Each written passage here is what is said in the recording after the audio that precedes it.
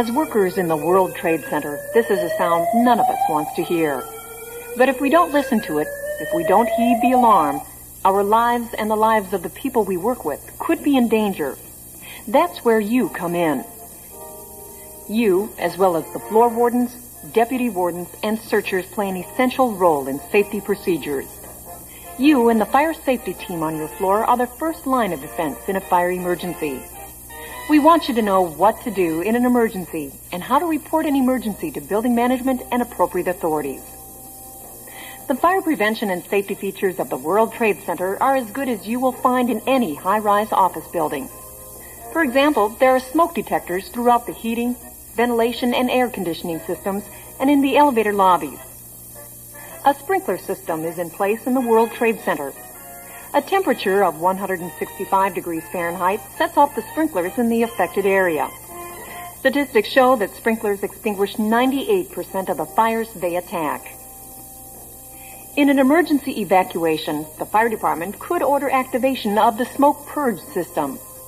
This system draws smoke and fumes from tenant areas and simultaneously pumps fresh air into corridors, enabling occupants to travel to the stairways. There are redundant electrical feeds and backup power generators to provide lighting in affected areas. Backing up the backups are battery-powered lights in stairwells and elevators. Phosphorescent strips help illuminate staircases and other important areas. Cabinets on the landings house water-filled fire extinguishers.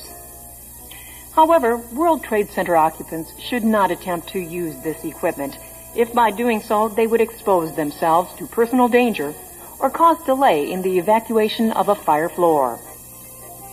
The Port Authority police are trained in structural firefighting, as they may be the first professionals to reach the scene in an emergency. Members of the Port Authority Police Fire Brigade put on firefighting gear, as in this demonstration, before responding to the emergency scene to await orders. Of course, the New York City Fire Department takes charge once its personnel arrive. An engine company and a ladder company are based just across Liberty Street from the Trade Center. The Fire Command Station in the lobby of each building of the World Trade Center provides the vital communications link between the floor fire safety team and the Port Authority Police, the New York City Fire Department, and other emergency response personnel. The Deputy Fire Safety Director is a professional, and it is imperative that fire safety teams obey the orders he or she passes on. Additional trained Deputy Fire Safety Directors are on duty throughout the workday in the sky lobbies. In emergencies, they may be the liaison with the Port Authority Police Fire Brigade, the New York City Fire Department, and other emergency response personnel.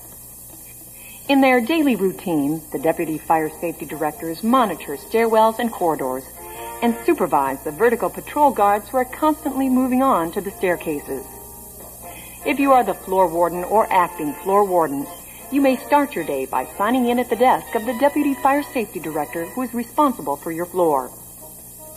Later, you report by telephone on members of your floor team who are absent that day and give the names of people who are substituting. You also report on your periodic check of stairway doors and make certain none are obstructed, inoperable, or locked. And you report if you have seen trash on the stairwells or in the freight elevator lobby. Trash is an obvious fire menace. There is admittedly no such thing as a typical fire emergency, but we have taken the liberty of dramatizing one to illustrate how a properly organized floor fire safety team and building tenants should act. First, the discovery by someone on your floor. Immediately call 435-3540. Port Authority Police, Officer Smith. Hello, this is Mary Jones. I'd like to report a fire on my floor. What floor are you on? The 23rd floor, Building 1. Where exactly on the floor are you? The northeast corner. What do you see? I see smoke coming out of the copy room. Do you see flames? No, but I see lots of smoke. Okay, get everyone out of the area and out into the corridor. I'll notify the fire department, the fire command station, and the emergency response team. The audible alert tone begins the evacuation.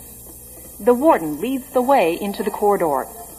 Information and instructions will start coming over the public address system as the deputy wardens move their fellow office workers into the corridors near the fire stairs. Fire Command Station, this is the floor warden on the 23rd floor. all the people have moved out into the corridor? Are your searchers getting everyone out? Yes, the searchers are searching the offices right now. Male and female searchers make certain no one is left behind in restrooms and individual offices.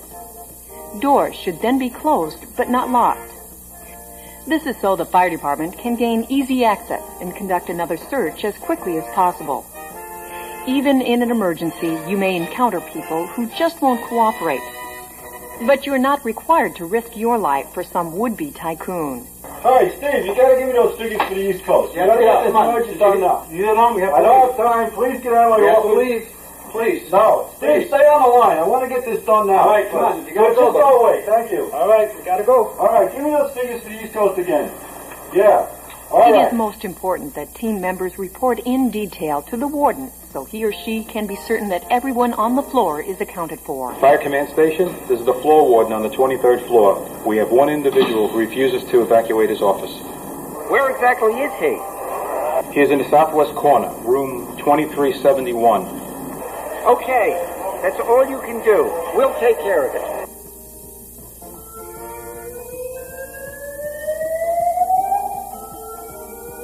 This is the floor warden on the 23rd floor. All of our people are out into the corridor now and are accounted for. Okay, please stand by for further instructions. Try to reassure the people. Within seconds of the alarm being given, firefighting professionals will be on the way to the scene.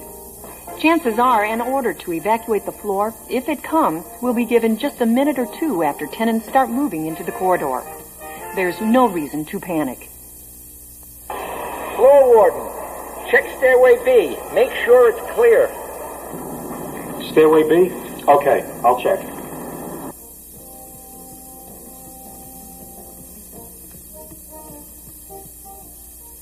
Twenty-third floor, fire safety team. Using stairway B, start an orderly evacuation to the 20th floor. Please walk. Don't run. There is no danger. Fire safety team, please report in when all occupants are assembled on the 20th floor. Thank you. Originally, at least, only the floor where the fire has been discovered and the floor immediately above it are evacuated. There should be no crowding on staircases. If more than one staircase is used, everybody would still emerge on the same evacuation floor to await the arrival of the Port Authority Emergency Response Personnel or the New York City Fire Department. This is the floor warden from the 23rd floor. We are now on the 20th floor and we are waiting further instructions. Okay, you'll receive further instruction from the emergency response team or the fire department. Some co-workers may require or request assistance if there is a fire emergency. The floor warden should designate companions in advance to be with those people throughout the emergency. A special chair is provided to floor fire safety teams for people who need assistance to go down the stairs. A note of caution, the person operating the chair should weigh at least as much as the person being assisted. So, to recap the duties of the people in the white cap, the warden reports in explicit detail and relays directions from the fire command station and fire professionals. The deputy wardens in the red cap round employees up, lead them into the corridor, and make sure everyone is present or accounted for. Searchers check offices and restrooms to make sure everyone has heard the warnings and direct them to safety. The rest is up to the professionals, the police, the firefighters, and emergency response personnel. You will become more comfortable with the procedures of the floor fire safety team as you take part in the twice-a-year fire drills required by the New York City Fire Department. Take the drill seriously and try to get your fellow workers to do the same. There are many safety features in the World Trade Center. But in a crisis, it is people who must do the job, people like the members of the World Trade Center fire safety teams. For further information about floor fire safety teams, please consult the Tenant Fire Safety Guide or contact the World Trade Center Fire Safety Director, who will provide assistance, direction, and training for members of the Tenant Fire Safety Team as well as office employees.